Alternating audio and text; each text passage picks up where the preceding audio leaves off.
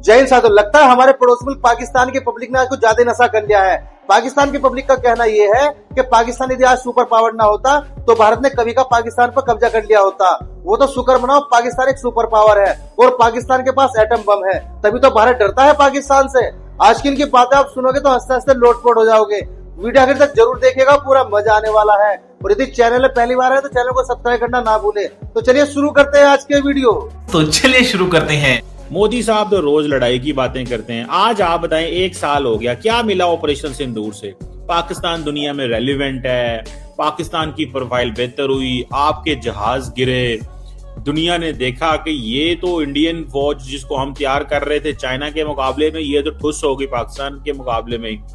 तो कल साहब क्या मिला after 1 year of India Pakistan की? ये जो आपने एडवेंचरिज्म करने की कोशिश की, जो कुछ भी करने की कोशिश की, पाकिस्तान मजीद मजबूत है, यूनाइटेड है। आपको लगता है कि इंडिया की हुकूमत ने गलतफहमी में थी कि पाकिस्तान अंदर से डिवाइडेड है, तो ये मौका है पाकिस्तान की फौज को कमजोर करने का? क्योंकि मैं चूतिया हूँ, मेरा दिमाग चूतिया है। आपको कैसे पता, क्या एक्सपीरियंस है आपका? मैं फादर ऑफ आर्मी हूँ, भुट्टो हूँ, आपकी आर्मी का बाप हूँ। अच्छा। जैसे तालिबान आए, हर चीज का मुझे पता है। 36 साल में बगैर आईडी कार्ड के बाप के बगैर फिरा हूँ। अफगानिस्तान में? हाँ, नहीं पूरी दुनिया में। इंडिया भी गए हैं? हर ऑल वर्ल्ड। इंडिया में किधर गए जब आप गए हैं? किधर गए? श्रीनगर, कलकत्ता, उसके बाद दिल्ली। ठीक है। जब बाबा मोदी चाय बनाता था, उसको मैं 2 रुपए देता था, खाता था सोनिया से। वो सारा आप ये बात सीरियस कर रहे हैं? सीरियस कर रहे हैं। देखो ये दुनिया से देख रहे हैं, इंडिया से भी लोग देख जी। मेरी यूनिट 117 मीडियम उधर है, जन्नत जुबैर की, जन्नत टिक्का की। Are you comedy me? Modi के मैंडेट पे कोई क्वेश्चन नहीं कर सकता इंडिया में। वो एक अनडिस्प्यूटेड इलेक्शन जीत के आया हुआ है।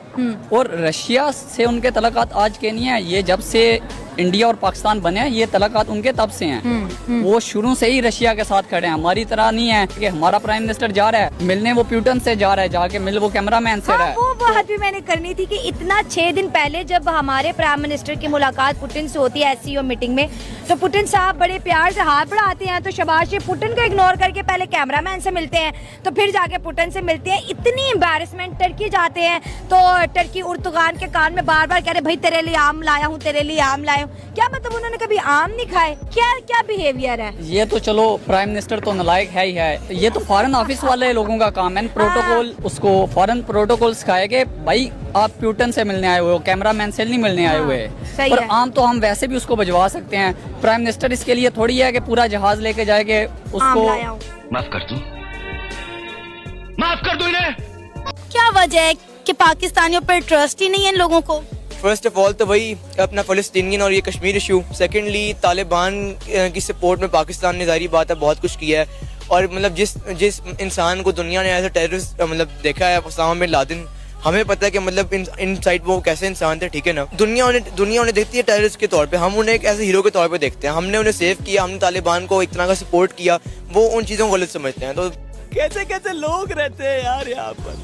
अमेरिका की तरफ से स्टेटमेंट आई है कि पाकिस्तान को अपनी नेबरिंग कंट्रीज़ को देखना चाहिए कि किस तरीके से उन्होंने मतलब टेररिज्म को अपनी कंट्री के अंदर कम किया है। और स्पेशली उन्होंने इंडिया को भी मतलब नॉमिनेट करके कहा है कि पाकिस्तान को इंडिया से सीखना चाहिए। आपको क्या लगता है कि क्या वाकई ही इंडिया इन तमाम चीज़ों पर अपना कंट्रोल रखे हुए है और हम वाकई बहुत पीछे रह गए? जी, इसमें कोई शक नहीं है, लेकिन ज़्यादा मौशी हालात पे सोचना चाहिए। हमें इंडिया से सीखना चाहिए कि वो कैसे सुपर पावर बन रहा है हमारे एरिया की, कैसे वो सुपर पावर के लिए क्वालिफाई कर रहा है। मौशी तौर पे दुनिया में आईटी में वो किधर जा रहे हैं, हम किधर जा रहे हैं? कितना आगे निकल गया? वो बिल्कुल आगे निकल गया हमारे से। जितने उनके एक बंदे के पास रिजर्व है, हमारे गवर्नमेंट के पास उतने रिजर्व नहीं है। बाईस शर्म किरदार है हमारा। शर्म आनी चाहिए हमें। हर उस बंदे को जो बैठ के इस्लामाबाद में बैठ के टाई लगा के बैठ जाता है कि मैं बहुत दानिश्वर हूँ, इनको सोचना चाहिए कि हमारी औकात क्या है। अपने बच्चों के एसेट ना बढ़ाएं, मुल्क के एसेट बढ़ाएं। तो साला बहुत नीच आदमी रहे। सांप को देखा और तेरे को देखा तो पहला सांप को छोड़ के तेरे को मारना। जब इंडिया पाकिस्तान को मैली आंख से देखेगा, उसको हम वो धूल चटाएंगे कि इंडिया की आने वाली नस्लें भी याद करेंगी। अंकल जी, आप क्या समझते हैं, इंडिया पाकिस्तान के मामला कभी बेहतरी की तरफ भी जाएंगे, इसी तरह? इंशाल्लाह पाकिस्तान जिंदाबाद, पाक जिंदाबाद। और बाकी इंडिया की बात तो इंशाल्लाह ताला हमारे मुल्क के अफवाज पाकिस्तान को जवाब देंगे, हर हाल में देंगे। आने वाला वक्त इंशाल्लाह इंडिया का बॉर्डर खाने को चने नहीं पिछवाड़ा मांगे जायफल, तनख्वाह 550, कंधे पे टांगे राइफल। अगर हम सुपर पावर ना होते पाकिस्तान, अल्लाह का शुक्र है कि हम सुपर पावर हैं और हमारी फौज जो है वो दुनिया को बेहतरीन फौज है। अगर हम ये ना होते तो यकीन करें कब का उन्होंने जैसे कश्मीर के अंदर जुल्म सितम कर रहे हैं, जैसे गाजर मूली की तरह काट रहे हैं उनको, यकीन करें आज इंडिया आपका लाहौर में बैठा होता, आज इंडिया आपके उनके फौजी यहाँ हर जगह पर बैठ कर पता नहीं क्या क्या जुल्म कर रहे होते। मसला ये है कि अल्लाह का शुक्र है, खास करम है इस मुल्क के ऊपर और हमारी फौज की मजबूती और उनकी हिम्मत और उनकी पावर और हमारी बाकी चीजें जितनी भी है, वो उनको इधर आने से उनको डर लगता है कि अगर हम जाएंगे तो हमारे मुंह के ऊपर हमारे दांत तोड़ देंगे। अच्छा, ऐसे हुआ? ऐसे हुआ नहीं, ऐसे उनको पता है। नहीं देखा, पूरा देखा है। अमेरिका क्या चीज है?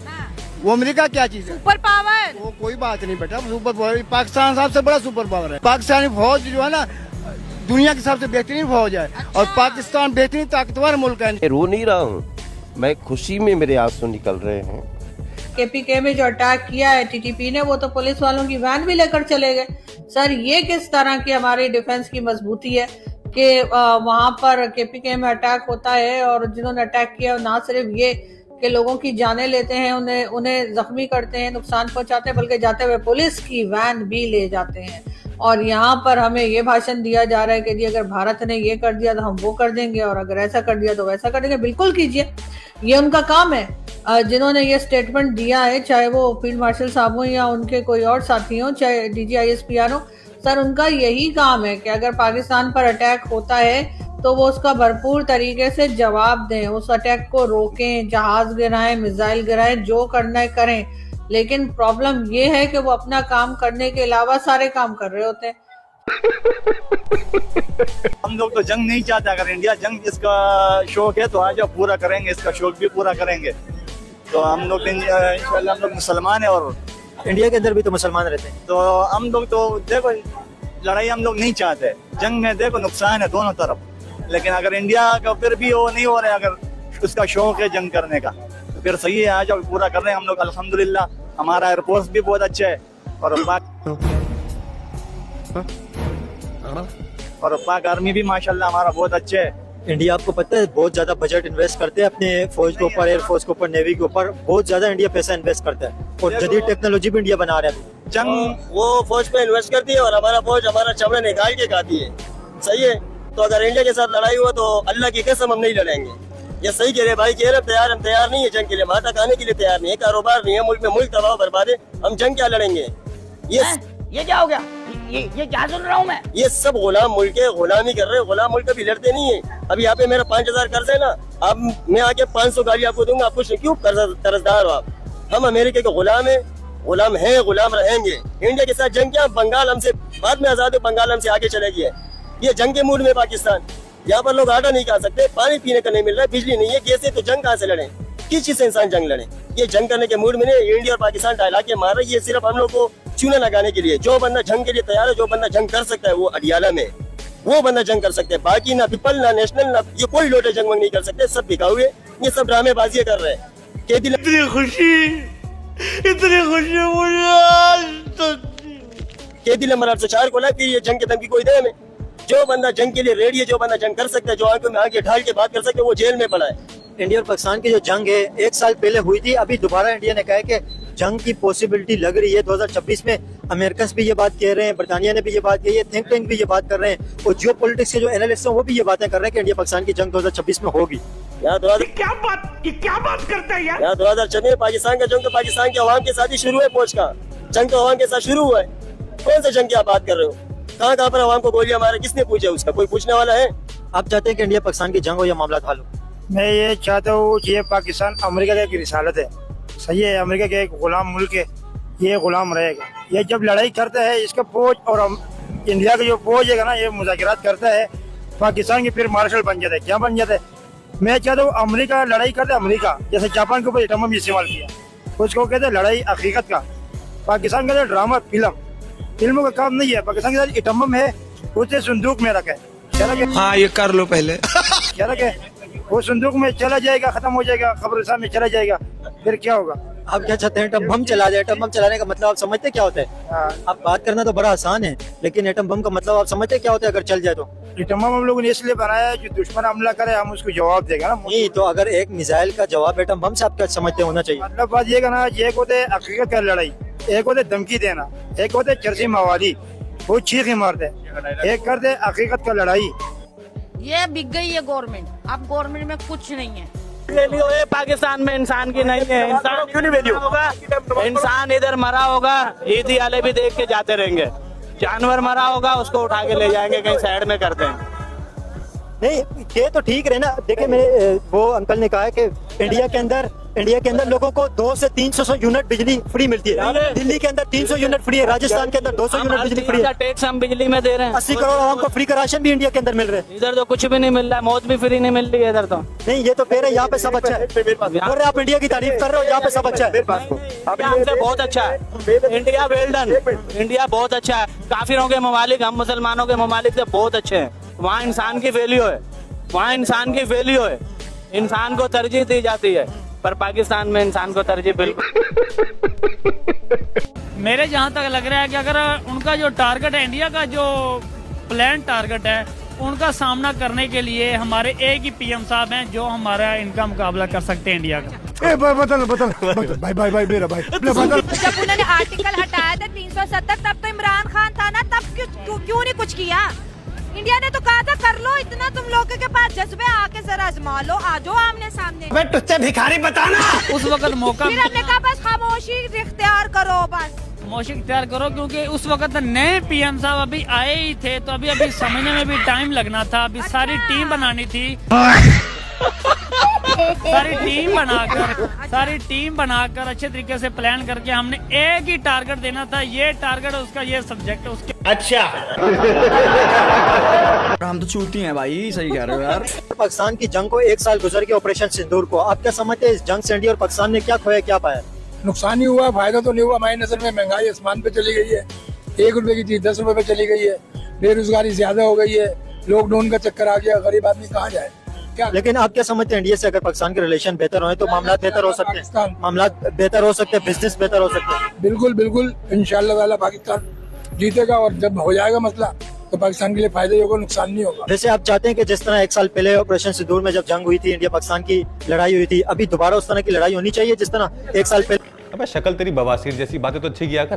पूरी दुनिया में अगर सबसे बड़ा कोई प्राइम मिनिस्टर नरेंद्र मोदी का फैन था तो वो दुरेव रोठी साहब थे। अच्छा सीरियसली ऐसा था? जी मैडम, इनकी आप वीडियो निकाल के देखें। हमें तो बिल्कुल नहीं आइडिया था, हमें लगा कि शायद वैसे ही ये उठ के आ गए और अपना गुस्सा उतार रहे हैं किसी न किसी बात का। ये पहले मोदी साहब के तलवे चाटते होते थे, मोदी साहब के कदमों में रहते थे, उनकी तारीफें करते होते थे। जब मोदी साहब ने इन्हें घास डाली ही नहीं और किसी बड़ी पार्टी ने इलेक्शन में जो इन्हें खरीद के अनाउंस करके सामने लेके आए, तो फिर ये अपनी बिल से बाहर निकल के इन्होंने मोदी साहब के खिलाफ जो है ना बकना शुरू किया। अब क्यों इतने बड़े फैन नजर आते हैं नरेंद्र मोदी के? तो सिर्फ उनकी पॉलिसीज का फैन हूँ मैं, 1000 बार ये बात करता हूँ। काम के दीवाने हैं। हाँ जी, उनके काम का दीवाना हूँ, क्योंकि हमें पिछले जब से मैंने होश संभाला है, मैंने आज तक पाकिस्तान में कोई इस किस्म का वजीर आज़म नहीं देखा जो अवाम के लिए सोचता हो।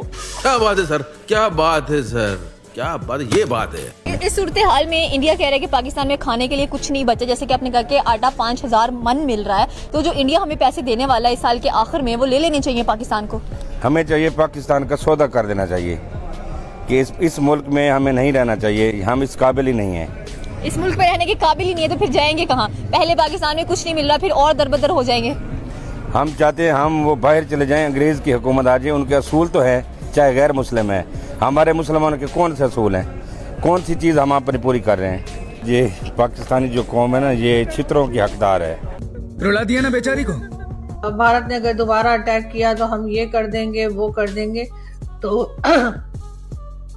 अगर आपने भारत को वाकई में हराना है, भारत को आपने वाकई में नीचा दिखाना है, आपने उनको कुछ करके दिखाना है, तो आप अपनी इकोनॉमी को ठीक कर लीजिए। आप जो जगह जगह पैसा मांगते फिरते हैं वो ना जाइए, आपकी अपनी इकोनॉमी हो, आपने ट्रेड किया हो, और कई दूसरी तरफ से जो आमतौर पे कंट्रीज जो भी काम करती हैं जिससे कि उनकी इकोनॉमी स्ट्रांग होती है, उस तरह से कुछ हो जाए, हम थोड़े इंपॉर्टेंट हो जाए दुनिया में। सिर्फ यही तो नहीं होगा, हमारी इंपॉर्टेंस तो सिर्फ यही है कि लोगों से हमने पैसा ले रखा है और वो हमारी तरफ देख रहे हैं। अभी यूएई ने जो लोगों को निकालना शुरू किया हुआ है, सर आपके रेमिटेंस बंद हो जाएंगे, आपके लोग बेरोजगार हो जाएंगे और कई तरह की मुसीबतें पाकिस्तान में आ जाएंगी। तो उसके ऊपर तो बात नहीं होती, हमें तो हर वक्त यही बताया जाता है कि जी हमारा डिफेंस जो है वो बड़ा मजबूत जा रहा है। मैं रो नहीं रहा हूँ, मैं खुशी में मेरे आंसू निकल रहे हैं।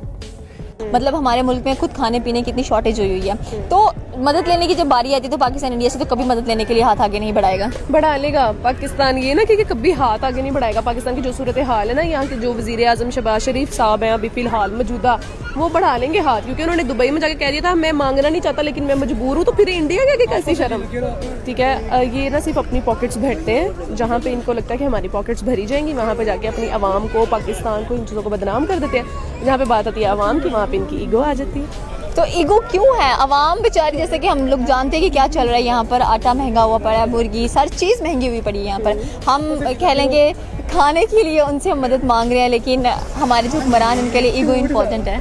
हाँ, ये भी खत्म हो जाएगी इंशाल्लाह। पाकिस्तान की जो सूरत हाल रह रही है ना, जो आगे आ रही है, तो ये भी सब खत्म हो जाएगा। लग गए। हम इंडिया से बात करना चाहते हैं, पर इस तरह नहीं यार कि आप ये कहें कि हम आपको बॉम्ब भी मारेंगे, आपकी इज्जत भी नहीं करेंगे, आपको जूनियर पार्टनर भी समझेंगे, हम आपकी क्या वैल्यू है, आपकी कौन होते हैं, हम आपको ये। Oh no sir, you can not do this. No sir, you can not do this. This is our message to our friends in India. जो भी थोड़े बहुत रह गए हैं, ज्यादातर तो जो है वो कह रहे हैं कि बस ठीक है, फाड़ लो पाकिस्तान भी कर दो। You can not do this sir. अबे शक्ल तेरी बवासीर जैसी, बातें तो अच्छी किया कर। ये मुल्क अपनी आखिरी हदों की तरफ जा रहा है, ये मुल्क गरक हो रहा है। आज मेरी बात याद रखना, मैं मर जाऊंगा पर ये मेरी बात याद रखना है, ये मुल्क गरक हो रहा है, ये मुल्क कायम नहीं रहेगा। जिसके हाथ में ताकत है वो ही इस सिस्टम को सबसे ज्यादा बर्बाद करे, गरीब आदमी को सबसे ज्यादा बर्बाद वो कर रही है। ओए तुम्हें अल्लाह हमने बंदूक दी है अपनी हिफाजत के लिए, और तुम हम पे बंदूक चला रहे हो बजाय, और जो जालिम जो जुल्म हम पे कर रहे हैं उनको तुम नहीं पकड़ रहे, गरीब आदमी बंदूक चला रहे हो। तुम हमारे मुस्लिम हो, तुम गद्दार हो, असल में तुम ही हमारे मुल्क के दुश्मन हो। कैसे कैसे लोग रहते हैं यार यहाँ पर। साथियों, उम्मीद करते हैं हमारी आज की वीडियो में आपको हर बार की तरह जरूर पसंद आई होगी, और हर बार की तरह हमारी आज की वीडियो में आपको सबसे फनी या सबसे इंटरेस्टिंग क्लिप्स कौन सी लगी कृपया कमेंट करके उसके बारे में जरूर बताइएगा। और यदि आप चाहते हैं कि हम आपके लिए किसी नए टॉपिक के वीडियो लेकर आए तो दोस्तों आप जल्दी से उस टॉपिक का नाम भी हमें कमेंट करके बता सकते हैं। आज की वीडियो देखने के लिए धन्यवाद। कल फिर मिलते हैं एक नई वीडियो के साथ। जय हिंद, जय भारत, वंदे मातरम।